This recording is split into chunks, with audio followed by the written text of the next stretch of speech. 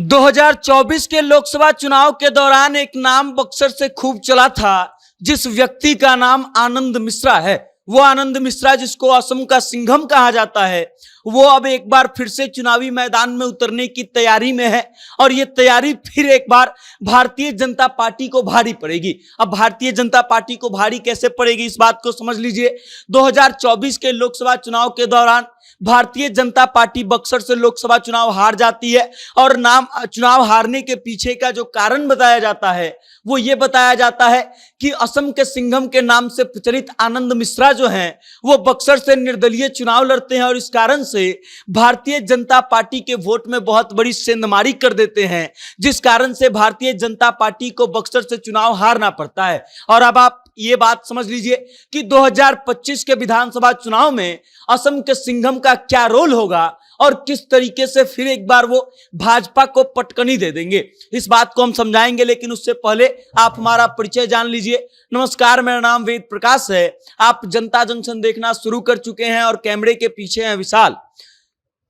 अब तक चुनावी रणनीतिकार के नाम से मशहूर प्रशांत किशोर जो है, अन्य राजनीतिक पार्टियों के लिए चुनावी रणनीति बनाया करते थे।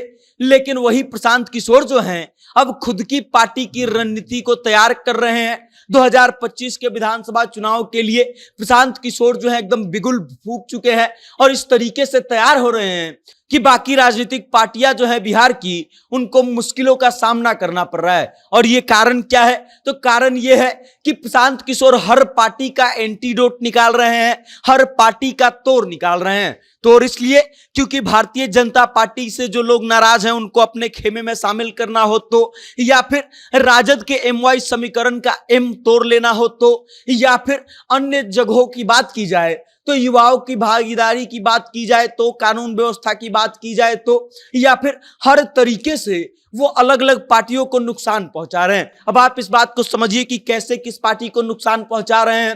तो राष्ट्रीय जनता दल के कोर वोट बैंक की अगर बात की जाती है तो MY समीकरण की बात की जाती है। और प्रशांत किशोर इस बात का ऐलान पहले ही कर चुके हैं कि वो अपनी पार्टी से विधानसभा चुनाव 2025 के लिए 70 मुसलमानों को टिकट देंगे। अब 70 मुसलमानों को टिकट देने का अर्थ है कि शायद बिहार की कोई भी राजनीतिक पार्टी ऐसी नहीं है जिसने ये दावा किया हो या फिर इससे पहले इतना सीट मुसलमानों को दिया हो या देने की बात की हो। इस कारण से राजद का MY समीकरण टूटेगा और M जो है प्रशांत किशोर के साथ जा रहा है, ये हम देख भी रहे हैं, अन्य जगहों पर दिखाई भी दे रही है। उसके अलावा अगर बात की जाए भारतीय जनता पार्टी की, तो भारतीय जनता पार्टी की जो स्वर्ण वोट बैंक है, उसमें सेंधमारी करने में प्रशांत किशोर जो है एकदम भूमिका निभा रहे हैं, लगातार प्रयास कर रहे हैं। और उसके अलावा जो भी भारतीय जनता पार्टी के बड़े बड़े और बागी नेता हैं जो किसी कारण से भारतीय जनता पार्टी से नाराज हो रहे हैं, वो सीधा प्रशांत किशोर के खेमे में जा रहे हैं और प्रशांत किशोर उनको खूब महत्व दे रहे हैं। महत्व इसलिए क्योंकि आनंद मिश्रा, जिनके कारण बक्सर का लोकसभा चुनाव भारतीय जनता पार्टी को हारना पड़ा, वो प्रशांत किशोर के साथ है। और सिर्फ साथ नहीं है, बल्कि प्रशांत किशोर उनको इतना महत्व दे रहे हैं कि प्रशांत किशोर जहां भी जा रहे हैं आनंद मिश्रा को लेकर घूम रहे हैं। अभी हाल ही में आरा गए थे तो वहां भी आनंद मिश्रा उनके साथ थे। और उसके अलावा भारतीय जनता पार्टी के कई बड़े बड़े नाम जो पहले भाजपा में हुआ करते थे, अब प्रशांत किशोर के खेमे में आ चुके हैं।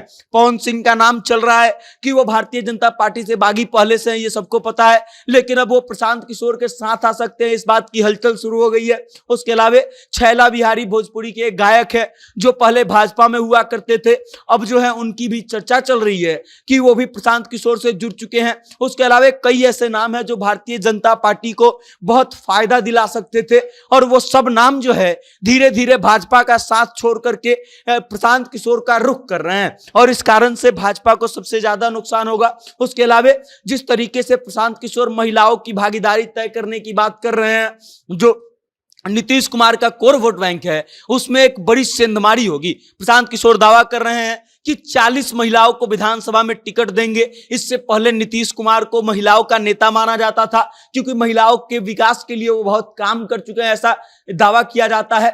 लेकिन अब प्रशांत किशोर जो हैं नीतीश कुमार के बीच में भी आ रहे हैं और उनके वोट बैंक में भी सेंधमारी की तैयारी कर रहे हैं। उसके अलावा कई ऐसे मुद्दे हैं जिस पर प्रशांत किशोर जो है जनता दल यूनाइटेड को घेर रहे हैं। शराबबंदी की आप बात कर लीजिए, उसको खत्म करने की बात प्रशांत किशोर कर चुके हैं। उसके अलावा रोजगार की बात कर लीजिए, आप उस बात का दावा कर रहे हैं प्रशांत किशोर। इन सभी चीजों से आप साफ साफ समझ सकते हैं कि प्रशांत किशोर 2025 के विधानसभा चुनाव के लिए किस तरीके से तैयार हो रहे हैं और उनकी रणनीति कैसी है कि तमाम पार्टियों के वोट बैंक में सेंधमारी करके प्रशांत किशोर एक अहम भूमिका निभा सकते हैं। अब हम इस बात का तो दावा नहीं कर रहे हैं कि इन सभी चीजों के कारण प्रशांत किशोर चुनाव जीत ही जाएंगे, लेकिन अगर इन सभी बातों से अगर जनता को इन्फ्लुएंस करने में थोड़ा बहुत भी प्रशांत किशोर कामयाब करते हैं, कामयाब रहते हैं, तो बाकी जो पार्टियां हैं बिहार की राजनीति में उनका अस्त होना लगभग तय माना जा रहा है, क्योंकि उनको बहुत नुकसान हो सकता है। बाकी आप इस खबर को लेकर के क्या सोच रहे हैं, प्रशांत किशोर की रणनीति के बारे में आपकी क्या राय है, कमेंट करके अपना विचार हम तक जरूर भेजिएगा और देखते रहिएगा जनता जंक्शन। बहुत बहुत धन्यवाद।